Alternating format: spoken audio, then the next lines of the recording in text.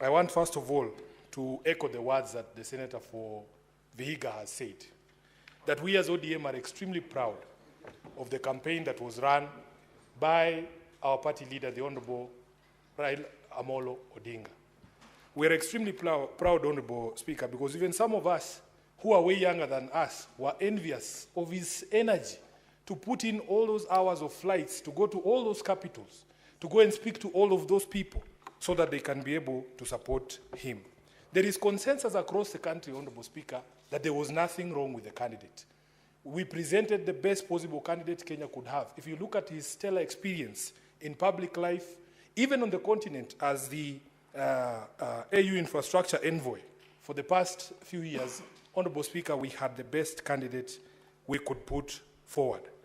Honorable Speaker, last year, I had opportunity to be a part of an observer mission, and it was the first time that I was undertaking such duties in my entire life. We were part of an observer mission for the elections in Somaliland.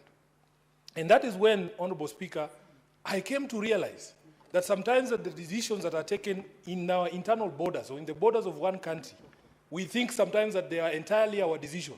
But I'm telling you, Honorable Speaker, I learned that many people, especially your neighbors, your geopolitical neighbors, have interest in what happens in your country. Honorable Speaker, when we were there, we realized that many of the countries around Somaliland had an interest. Addis Ababa had an interest in the election in Somaliland. The people of Djibouti were watching very keenly to see what happens in Somaliland, and of course Somalia itself, because they claim that Somaliland is part of the region of Somalia. Honorable Speaker, what that experience showed me is that I am totally blindsided as a legislator, as a leader in this country, when it comes to global geopolitics. It is no wonder, Honorable Speaker, I made a decision, conscious decision, to join the committee in this House that deals with foreign relations. Because for me, Honorable Speaker, I have always felt that the lack of clarity when it comes to Kenya's foreign policy positions is a problem for even some of us. Honorable Speaker, I will give you another anecdote before I say what I want to say. When I began my journey in politics, I tried my hand in a rural constituency called Kandui. And I remember, Honorable Speaker, we used to send representatives to funerals. For instance, because I used to operate out of Nairobi, I couldn't attend all functions. And I remember the advice of one old man, that the people you send who speak in your name, Madam Speaker, they are as important as you. Sometimes even more important than you. Because that face that they see determines whether they elect you or they don't. Honorable Speaker, I was told, you must do family background checks. I can see Khalwale looking at me. Honorable Speaker, if Khalwale sends somebody to represent him at a function in Malinya, and that person has questionable character, like for instance, he's a night runner, or he's a murderer, or he has bad manners generally, then the reputation of that person rubs on you as a candidate. I want to say very clearly that there is consensus that there was nothing wrong with our candidate. The problem, as I see it and as I understand it, is the bad manners of the Republic that he was fronted by. And I want to go through those bad manners, Honorable Speaker, because it is something that is worrying to us. Honorable Speaker, people make decisions based on how they feel about you, your relationship with them. And I believe the election of the AU was no different. We were all very perturbed when a few months ago, some leaders of a rebel movement were granted opportunity to speak from our shows here.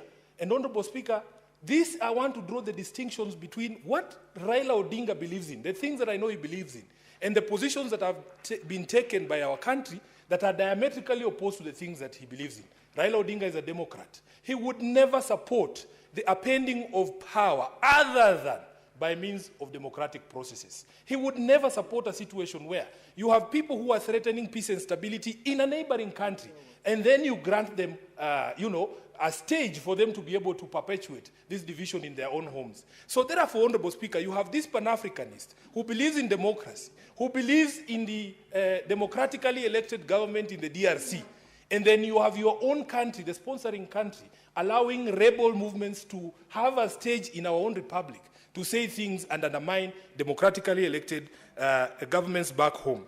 Secondly, Honorable Speaker, there are certain things that I actually believe, like global conflicts, that I admit that maybe I do not have the solution. But, Honorable Speaker, when your country takes a position on that, you instantly make enemies and friends. And the clearest example to me is the conflict in the Middle East. This is one of the most complex global conflicts, Honorable Speaker. And many people have gotten to a place where we feel that even the proposed solutions that used to appear like they could work, as days go by and the events in the Middle East continue to unfold, we start to feel like maybe there is no solution to these problems. Honorable Raila Odinga is my party leader.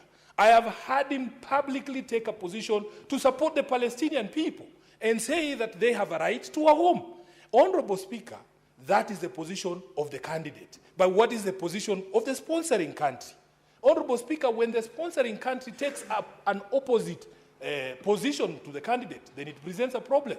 So these conflicts between the position of the candidate and the position taken by government, I believe, contributed to the situation that we are right now.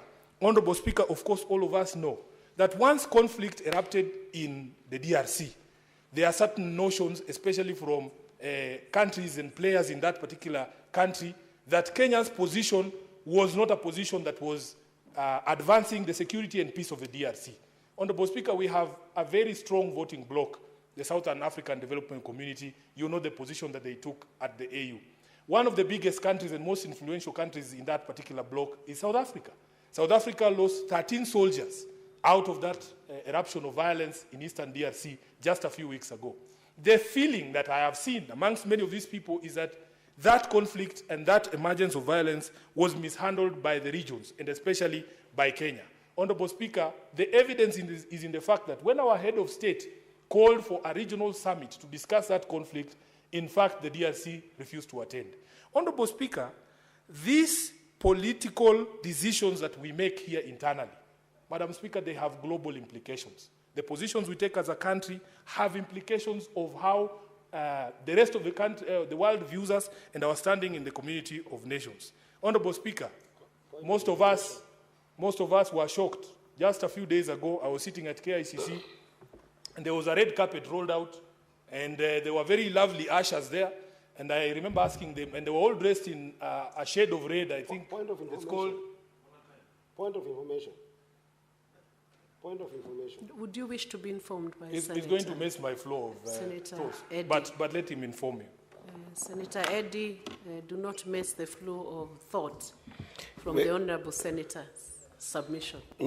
Madam Speaker, this is one of my favorite leaders in the minority side, so I wouldn't want to sometimes interfere with this point of information. But I think I've listened to him using the word position of country interchangeably. Leader is that there is no country's foreign policy decision and written to those effects of those insights that you have shared. So I just want to make that distinction that position of country is different from position of individuals.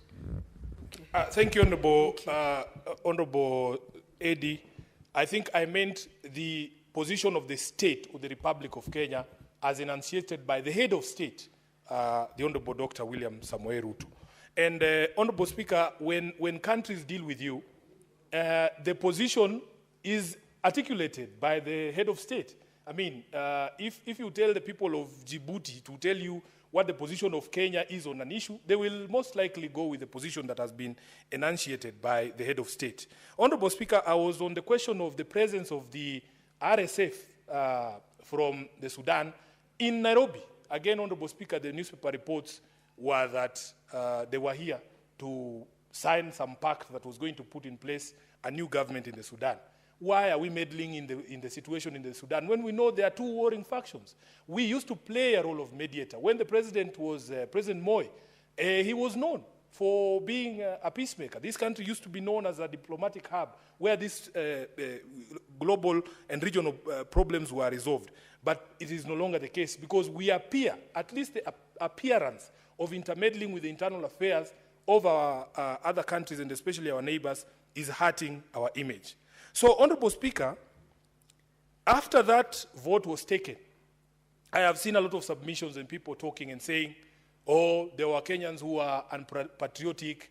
But I want to remind Kenyans that we are a very divisive society. we have to come to accept. In fact, Honorable Speaker, as a political leader in this country, we have held the position that you must allow people to criticize you. You must allow people to insult you because, as you know, you are a lawyer like myself, Honorable Speaker. The High Court, our own High Court, has ruled that the freedom of expression extends to insults.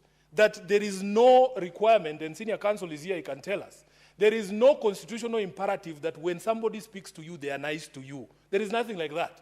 The protections or the limits to which the freedom of speech can reach are only the ones set out under the Constitution, and they don't extend to those things. So, Honorable Speaker, there is this debate about patriotism, and I've asked myself, what is this thing called patriotism?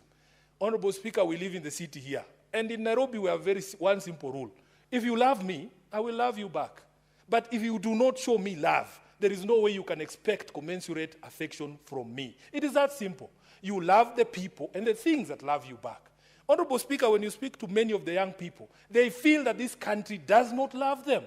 From the day that you are born, Honorable Speaker, look at the situation in our maternities. Look at the situation in hospitals like Mama Lucy. The country, because of our failures to provide proper health care, is actively trying to kill you from the day that you are born. That is the situation we are born into. If you compare to other countries, Honorable Speaker, and we have traveled the country, the world, and we have seen, from the days that you are born, the way the country takes care of you, the sort of maternal health care that you are given, the sort of nutrition that you are given, you can see a country trying its best to make you survive, not a country actively coming after your life. Honorable Speaker, we go to places and we see education is free from primary school to the university. The country is actively trying to mold you into a proper citizen for the benefit of the country. It is very easy to love a country like that. But what is the situation in Nairobi? What is the situation in Kenya? Honorable Speaker, we have not done enough to make people feel like they belong to this country and that this country works for them. You cannot therefore fault people when they express anger against their own country. You cannot fault people. Patriotism, in fact, is defined not as loving your government, but loving your country. And when things are wrong, Honorable Speaker, we have a right to say that they are wrong. The politics of Kenya is very divisive. You know, people here pontificate as if the result had been different, Honorable Speaker. Can we honestly all guarantee that there would have been restraint on all of us, that we would not have over-celebrated to the annoyance of those who don't believe in our quest? Nobody can give you that guarantee. People are allowed to celebrate or to cry or to whatever, express themselves as much as they wanted. But I know Raila Odinga. Raila Odinga is the most insulted political leader in Kenya. Every single day you wake up, he's trending on Twitter, he's trending on Facebook, he's a headline in at least 3 newspapers per week. He doesn't appear to be fazed by any of those things because he understands you have to have a thick skin as a political leader in this space. If you put yourself out in the public, you can expect people to be insulted. To insult you. Therefore, Honorable Speaker, there are people who want to use this so-called celebration in Nyeri. And when I watched that clip, Honorable Speaker, it was 2 Mama Mbogas at a market in Karatina. And when people speak about it, you can think the entire region of Mount Kenya. And in fact, the most annoying and saddest thing was attempts by leaders, some in very senior positions in parliament, trying to extrapolate and make it look like it is the people of a mountain celebrating Raila's loss. Honorable Speaker, these are the things that bring division in our country. As SG of ODM, I am aware that for the first time in the last election, Raila Odinga got over 1 million votes in the election. You cannot tell me that those 1 million people who are in Mount Kenya can be dumped or lumped into those who do not support the politics of Raila Odinga. These are the things we must do. We must speak in a way that ensures we remain cohesive as a society and we don't marginalize anyone. Honorable Speaker, I want to conclude by speaking to the speculation. There's people who want to put words into Raila's mouth. Honorable Speaker, when Baba, Raila Odinga, wanted to run for the elections in 2022, he called a major rally, and I was present at that rally at Kasarani. He announced it himself that I would want to seek the presidency of the Republic of Kenya. When he wanted to run for this AUC position, Honorable Speaker, he himself called a press conference. I remember only seeing the former president of Nigeria, Olusegun Obasanjo, there at that press conference. He told us with his own mouth that this is what he wants to do. Honorable Speaker, therefore, when Baba wants something, he will tell us himself. These people who have abrogated themselves the role of speaking for Raila Odinga and telling him, oh, we will look for a space to accommodate you. Baba has many, many roles. He's a party leader of ODM.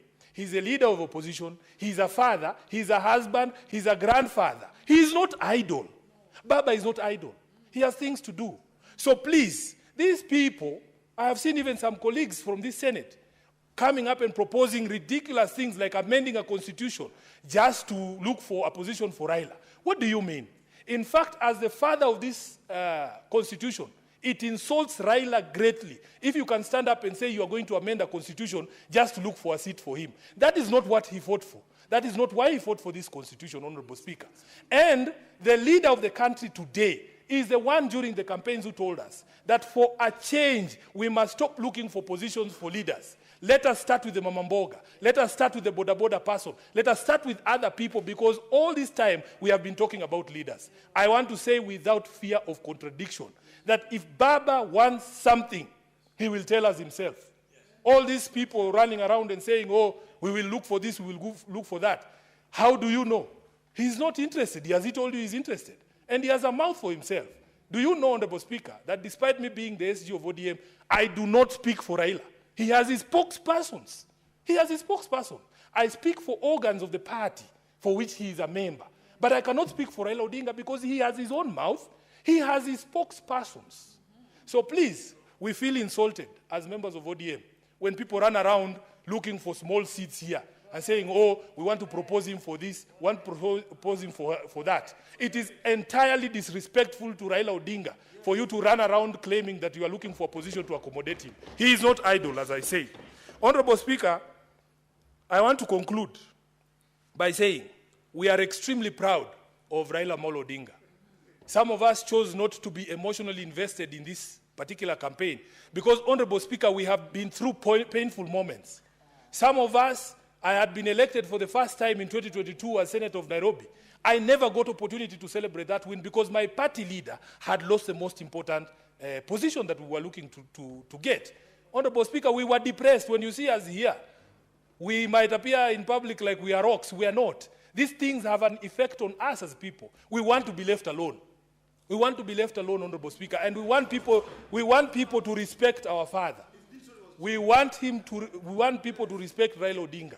Because every time you pick him up for your other charades like the ones that people are proposing here, when ultimately it doesn't work, it is the people who believe in him who bear the brunt of the pain. Those people are not there with us. In fact, these people proposing, some of these guys proposing things here, they are inwardly very happy and they want to drag Raila Odinga into another charade that is going nowhere.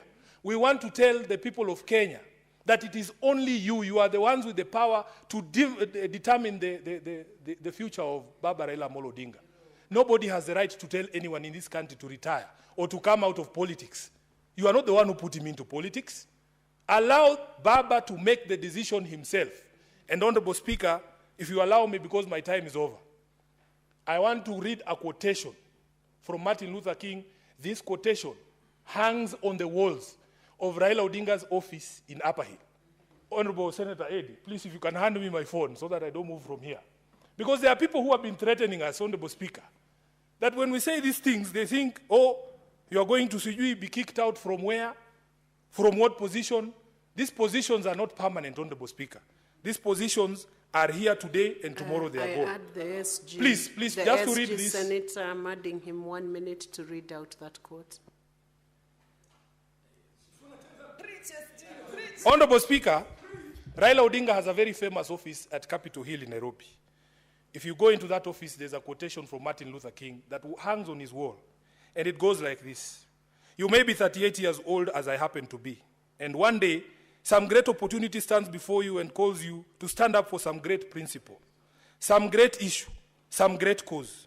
And you refuse to do it because you are afraid. You refuse to do it because you want to live longer. You are afraid that you will lose your job, or you are afraid that you will be criticized, or that you will lose your popularity, or you are afraid that somebody will stab you or shoot you or bomb your house. So you refuse to take the stand.